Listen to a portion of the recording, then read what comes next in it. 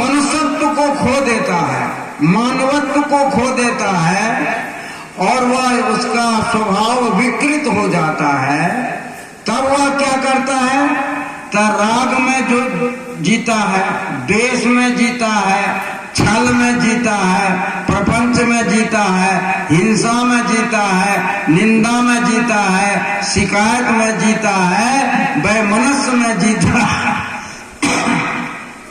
जो विकृति में जीता है वही चोरी करता है, हिंसा करता है, व्यभिचार करता है, आदि आदि गलत कर्म करता है, क्योंकि वह प्रकृति से नीचा आ गया।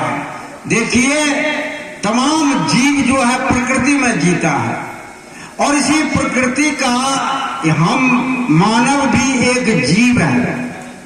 प्रकृति उद्यान में मनुष्य सर्वश्रेष्ठ जीव है। नहीं मनुष्यात श्रेष्ठ तरम ही किंचित उपनिषद में आया है, मनुष्य से श्रेष्ठ कुछ नहीं है। तो यह प्रकृति उद्यान के मनुष्य क्या है कि सर्वश्रेष्ठ जीव है। तो मनुष्य प्रकृति उद्यान के जो सर्वश्रेष्ठ जीव मनुष्य है, तो इसका कर्तव्य भी तो सर्वश्रेष्ठ होना चाहिए। पशु को देखिए, वह अपना खाता है और अपना वह सब कुछ करता है, अब फिर वह दूसरे पशु से लड़ता है, झगड़ता भी है कोई कोई पशु, अन्य तो पेट भर जाता है वह छोड़ देता है।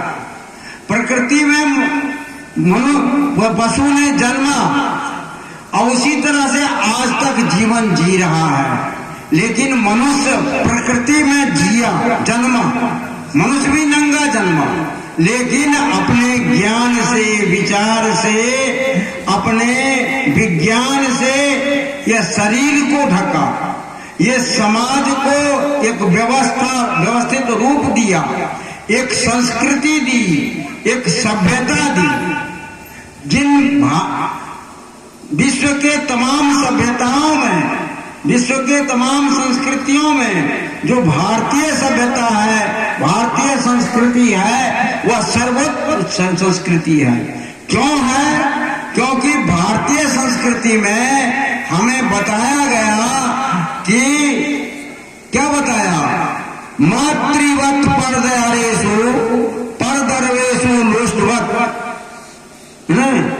आत्मज्ञ पश्यति स पंडिता।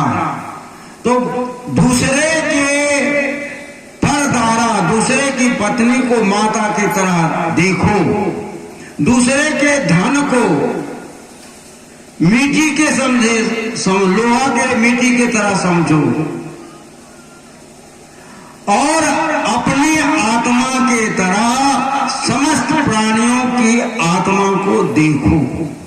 ये मनुष्य की चेतना जब जगी तो इस तरह के हमारे अंदर एक व्यवस्था हुआ।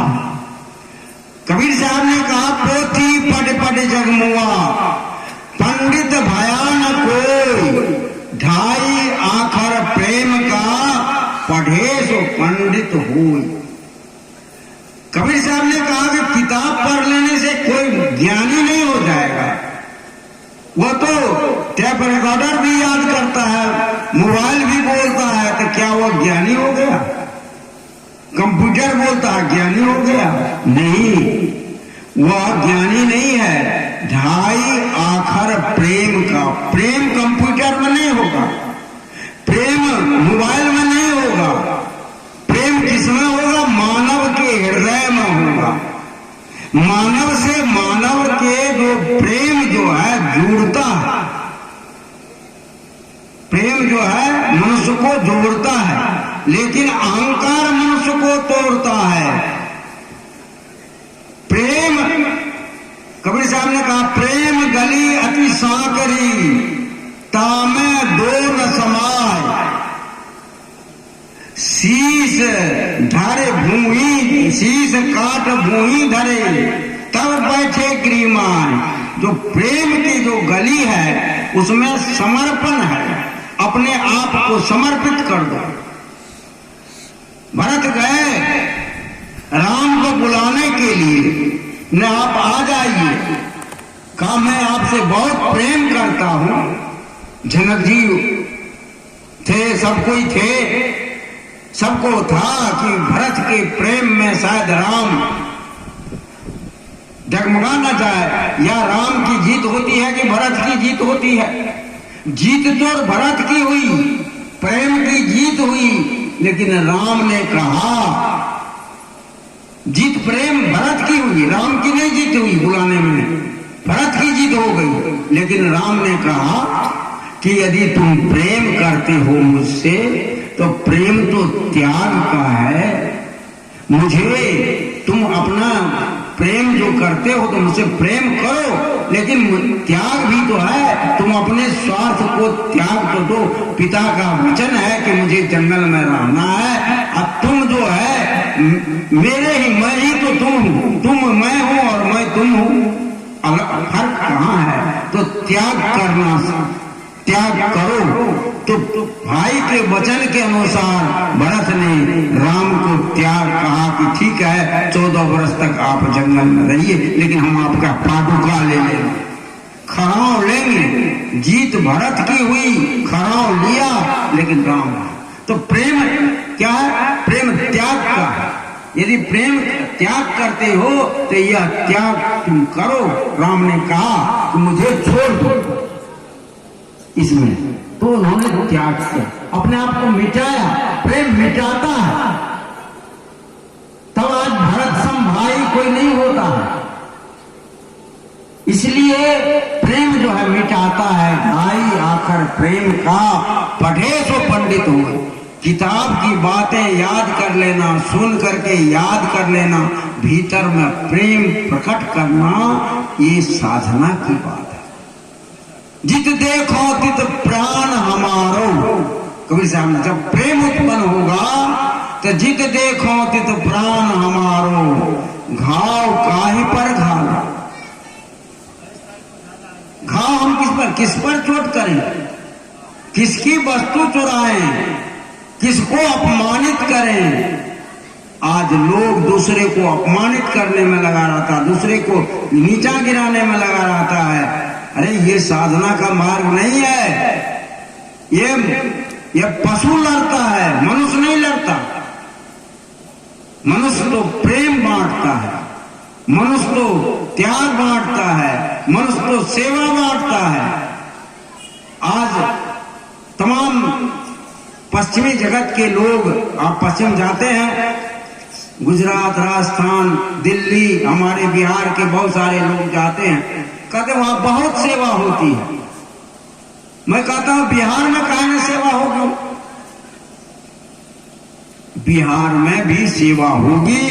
आप सेवा करें और आपसी राग द्वेष से ऊपर उठे, सहयोग करें, एक दूसरे के आगे बढ़ रहे हैं उसमें कॉपरेशन करें, कॉपरेट करें, या नहीं कि उसको आगे बढ़ रहा उसको गिराएं। यह प्रवृत्ति, ये पशु की प्रवृत्ति है, मनुष्य की प्रवृत्ति नहीं। यह विकृति प्रवृत्ति है। जब विकृति में जीता है वही आदमी क्या हो जाता है? इंसान से राक्षस हो जाता है, दानव हो जाता है। तो प्रकृति, विकृति और संस्कृति, संस्कृति में जो जीता है वह देव, दिव्य गुण संपन्न हो जाता है, वह देव हो जाता है, वह दानव नहीं रह जाता, वह देव। उसके मन से दूसरे के कल्याण की बात आती है, उसकी वाणी से दूसरे के कल्याण की बात आती है, उसके व्यवहार से दूसरे के कल्याण की बात है। वो दूसरे के लिए ही जीता है। स्व के लिए तो संसार के सभी प्राणी जीते हैं, जो औरों के लिए जिए वही तो सच्चे मानव, सच्चे संत होते हैं। तो दूसरे के लिए जो संस्कृति में जीता है वह दूसरे के लिए जीता है, अपने लिए नहीं जीता। उसके सारा क्रियाकलाप परहित में होता है, संसार के हित में होता है। तो हमें संस्कृति में जिए। पूज्य गुरुदेव जी कहा कि संस्कृति में जीना ही हमारा मानव का मूल्य है। संस्कृति में, हम संस्कृति में जीने के लिए यहाँ आए हैं। या जो मनुष्य सत्संग है हमें संस्कृति देता है, हमें विकृति नहीं देता। हमें विकृति में नहीं जाना है, हमें संस्कृति, हमें ऊपर उठे, हमें ऊपर उठना है। धीरे धीरे जब हम ऊपर उठेंगे बहुत ऊंचाई को छू सकते हैं। राम ने कहा कि जितने असुर है मैं प्रण करता हूं उसको नाश करूंगा। किसके लिए? ये तमाम जो जनता को जो कष्ट देता है उस कष्ट को दूर करने के लिए मैं असुर का संहार करूंगा। राम को हम भगवान माने, हम परहित में जीना शुरू करें। हमको सर पर लगा उठा लेगा। कबीर साहब ने कहा कि एक कबीर साहब की साखी है, वो तो उसका लक्षणा व्यंजना अर्थ होगा, अभिधा अर्थ हो नहीं सकता। कबीर जात पुकारिया चढ़ चंदन की डार, बाट लगाए ना लगे पुनि का लेत हमार। कबीर जात पुकारिया, कबीर साहब पुकारते हुए जा रहे हैं। कहां, कैसे जा रहे हैं? चढ़ी चंदन की डाल, चंदन के डाल पर बैठ करके जा रहे हैं। अब इधर क्या होगा कि गाछ पर साहब जी बैठे थे कबीर साहब, और गाछ जा रहा था, उस पर चढ़ करके जा रहे थे। जैसे कि पहले भ्रांति वाले लोग कहते थे वो डायन है, गाछ हाँके छे, अने गाछ पर बैठ गए, गाछ चल दल के कहाँ, मधेपुरा, सहरसा, कटिहार, दिल्ली, तो वो अर्थ लगाएगा, यह विधा अर्थ नहीं है। कबीर जात पुकारिया, अवधार तो यह होगा, लेकिन लक्षणार्थ होगा कबीर जात पुकारिया चढ़ चंदन की डाल, चंदन की डाल पर बैठा है। जैसे संस्कृत में श्लोक आया है, गंगायाम घोषा, तो गंगायाम घोषा, गंगायाम मतलब गंगा के प्रवाह में घर तो नहीं होगा, गंगायाम गंगा में घर है, तात्पर्य क्या? गंगा के किनारे घर है। इसका अर्थ यह होगा कि गंगा के किनारे घर है। तो गंगा के किनारे घर से तात्पर्य है कि गंगा की शीतल हवा, गंगा से नदी से टकरा करके जो शीतल हवा आती है उस घर में प्रवेश करती है। गंगा पवित्र नदी का नाम है, इसलिए उसमें पवित्रता है, शीतलता है, और वहां जल का प्रवाह है, अर्थात लोग जल ही जीवन है, इसलिए वहां हमें सभी तरह की सुविधाएं हैं। उसी तरह से कबीर जात पुकारिया चढ़ चंदन की डाल से मतलब है चंदन के, आप चंदन को जानिए, चंदन क्या है? सुगंधित है, सुगंध उसमें आता है। चंदन को क्या करते हैं? घिसते हैं। चंदन को क्या करते हैं? घिसते हैं, और घिस करके कहाँ लगाते हैं? चंदन तिलक लगाते हैं, मस्तक पर लगाते हैं, और पूजा में, पाठ में, हर एक जगह चंदन का हम उपयोग करते हैं। यहाँ तात्पर्य यह है कि आपका मन, आपकी वाणी और आपका कर्म कैसा हो? तो चंदन की तरह, अर्थात आपकी वाणी से सुगंध निकले, पराग निकले, दूसरे के अहित न शब्द निकले, और आपका जो व्यवहार है उससे भी सुगंध निकले। दूसरे के लिए जिएंगे तभी तो सुगंध निकलेगा। हम दूसरे का हड़पन करेंगे, दूसरे के चोरी करेंगे, डाका डालेंगे, लूटेंगे, तो हमारे से सुगंध निकलेगा कि दुर्गंध निकलेगा? सुगंध निकलना चाहिए, चंदन से सुगंध निकलता है। आपके जीवन से भी सुगंध निकलना चाहिए, अर्थात आपके जीवन, आपके कर्म, क्योंकि यह शरीर माध्यम खलु धर्म साधनम, यह शरीर ही है जो समस्त शुभाशुभ कर्म को करने का एकमात्र साधन है। शरीर से ही आप चोरी करते हैं, शरीर से ही आप पूजा करते हैं, शरीर है तो आप किसी को उपकार करते हैं, सेवा करते हैं, सबका माध्यम क्या है? शरीर है। इसलिए आपके कर्म से सुगंध निकले। सुगंध कब निकलेगा? जब हम सदकर्म करेंगे। कीर्तिर्यस्य स्वजीवितम, कीर्ति मन कर्म जो हम करते हैं, स्वजीवितम। आज काल समय बीत गया, अनेक राजा धरती पर हुए, लेकिन हरिश्चंद्र आज भी अमर है, मंधाता आज भी अमर है, शिवी आज भी अमर है, संत में दधीची आज भी अमर है, तमाम बहुत सारे कितने नाम गिनाए, बहुत से हैं। मीराबाई अमर है, सबरी अमर है। तो आज जो है, जो भी बहुत से राजा, विक्रमादित्य अमर है, गोपीचंद अमर है, जो भक्ति का मार्ग पकड़ा, जो जीवन को दूसरे के लिए जिया, जिसके जीवन से पराग निकला, उसको समाज के लोग मस्तक पर लगाया, अर्थात आपको समाज के लोग सर पर उठाए, ऐसा व्यवहार करो। इसलिए कबीर साहब कहते हैं, आज कबीर साहब के पूरे विश्व में लोग कबीर साहब का गुणगान कर रहे हैं। क्यों? कबीर साहब ने मानवता के लिए जिए।